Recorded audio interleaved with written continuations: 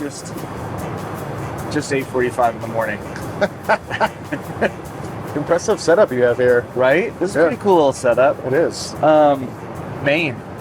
Going to Maine. We're about 38,000 feet in the air right now, heading to Maine. It's time to get some blood on your hands. We do. We're going for a moose hunt.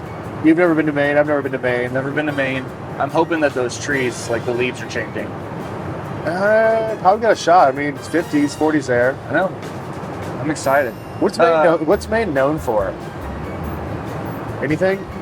It's a good question. I feel like they're known for like maple syrup and stuff up there, right? Isn't that like Vermont?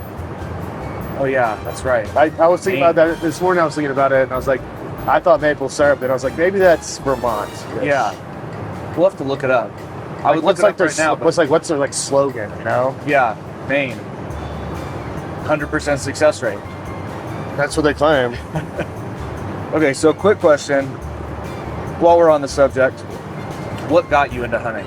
Have you always hunted since you were a kid? Yeah, my dad always hunted, so I kind of, would go out with him early on. And then, because of sports, I didn't really hunt for a long time because, football, every once in a while, but during football season, maybe a bye week here or there.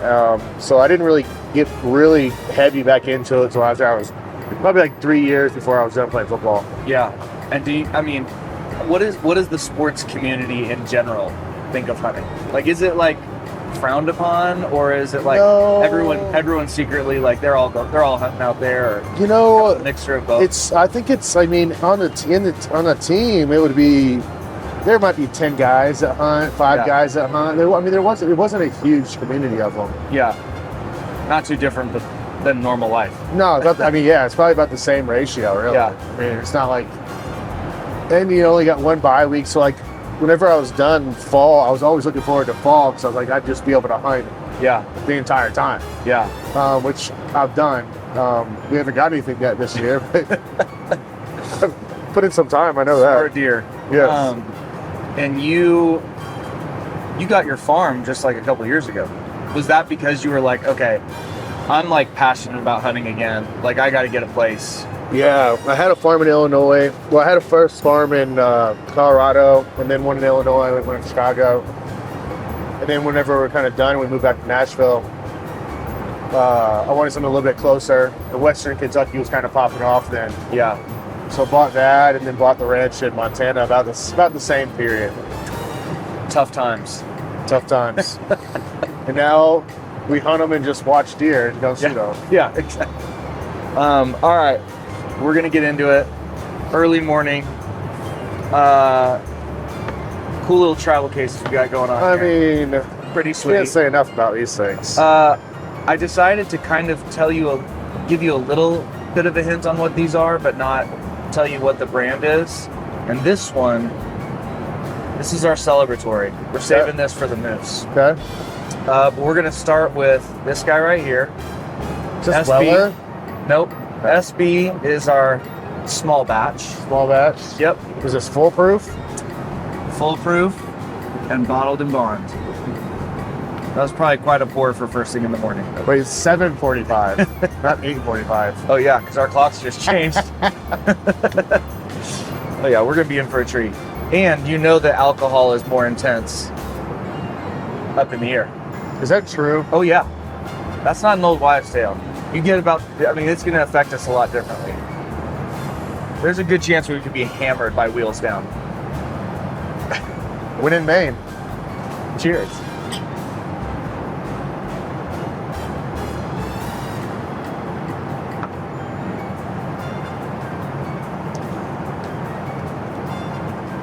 What do you think? Small batch? Small batch.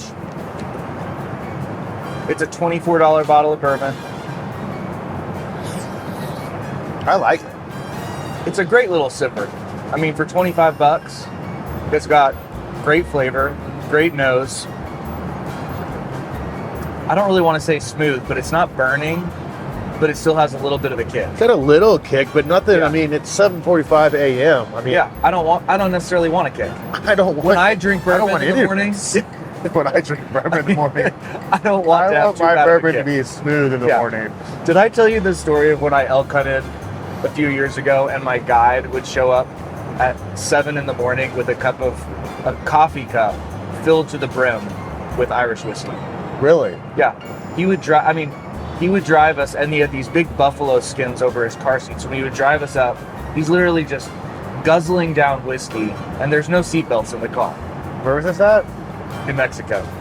Guy was a badass though. I was in Montana on a bear hunt, and it was like in the northwest corner. Like, oh, we're damn near in Canada. And I'm pretty sure there's no rules or laws like or anything. And everyone just drives around with moonshine in their car. Great White North. And they're just kind of just, taking sips as we're just cruising, like same thing, no seatbelts. We're just guns in the car, moonshine, just looking for bear. Yeah. You said that was in Canada though? No, we were literally like right at the border. Right on the border. Yeah. Like you could spit. They breed them differently up there. Yeah. It's a wild, wild west for real. I'm trying to decide what I want to do next. I think we're gonna go BIB. Bottled and bond. So I'll give you a little brief history about this bourbon. This is named after the year that Kentucky became a state. Does that want a hint? It started off as a company called Ridgewood Reserve, and then Brown-Forman sued them because it was too close to Woodford Reserve. So they had to change their name to Ridgemont Reserve, then eventually changing their name to Woodford. Not Woodford. Woodford was who sued them. The biggest hint was what I already told you. It's named after the year that Kentucky became a state. Which I have no idea what year that was. Think about any bourbon that's got a date. I know. It was 1893? You're close. 1847? Go back about 100-something years. 1770s. No, that's America. You're right there. 1793. One down. 1792. I knew it was close. I knew I could get the numbers at some point. Yeah. So Barton Distillery, 1792. Now you'll always remember. I didn't know when I did the research. Now we'll always know when Kentucky became a state. I was thinking about, that's what I was trying to get right in my head. I was like, there's no way it was the 1700s, but it was. It was one of the first. So bottled and bond, 1792. 100 proof, we learned 100 proof. So good. Both of these, this and the full proof, are both store picks. So single barrel. I didn't know 1792 had that many lines. They've actually got this. They've got a 12-year. They've got a sweet wheat. They have a sweet wheat? Mm-hmm. Is it any good? I've never had it. I've had the 12-year bottle and bond single barrel full proof. I love the full proof. A lot of people don't like it, but I mean, it's pretty readily available. 1792. 1792 is everywhere. Everywhere, yeah. And it's cheap. Like I said, if you're paying over $25, you're paying too much. So on a private plane, drinking bourbon at 7:45 in the morning. Or at least we're not shooting today. We're not hunting today. Yeah, I don't know what the law is. Like, there's some places, like, if you travel, you can't shoot the same day you travel. Right. Alaska's that way. You can't fly in and hunt the same day. It's got to be the next day. Well, I wonder why that is. I think we're looking at it right now.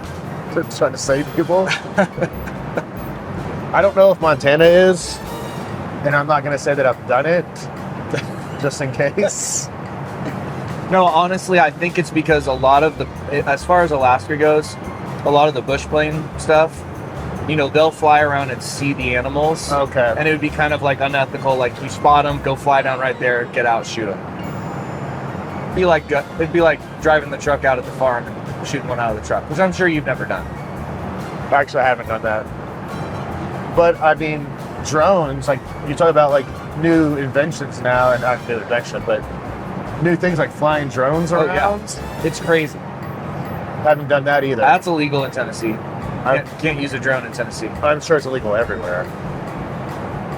But why? I don't know.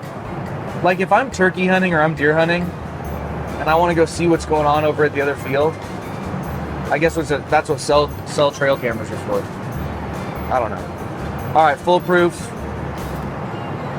But those drones, like, I don't know, like in Montana, like, it's so big. Like being able to just scoot a drone a mile and a half, check it out, I know. come on back. And you're like way up high, so you're not really spooking them. I mean, you don't want to get low enough to where you do. What's the difference between that and going high up on a ridge and using binoculars? Nothing. I guess you're just using your body. Doesn't really, I don't know. All right, foolproof. I didn't check and see what this was. It's going to be in the 130s, 120s, something like that. I think it was 125. I mean, I could look it up. Well, it's a single barrel pick, so the proof might change. I think usually 1792 foolproofs are around 125. I think that's what it is. $125? No. 125 proof? Goodness. Yeah, we're in trouble. At least we've got an hour before we land. Great nose. You know, I love that high proof though. Yeah.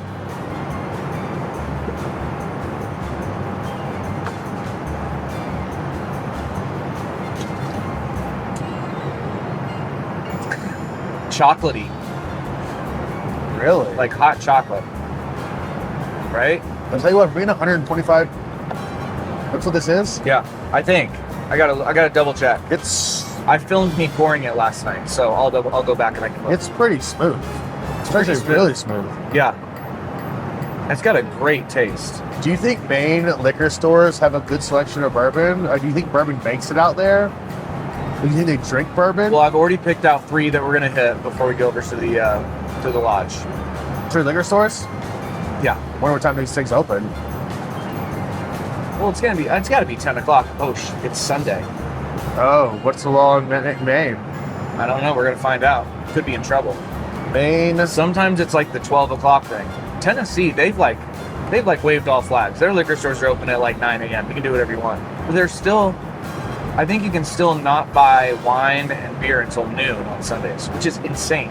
But you can buy liquor?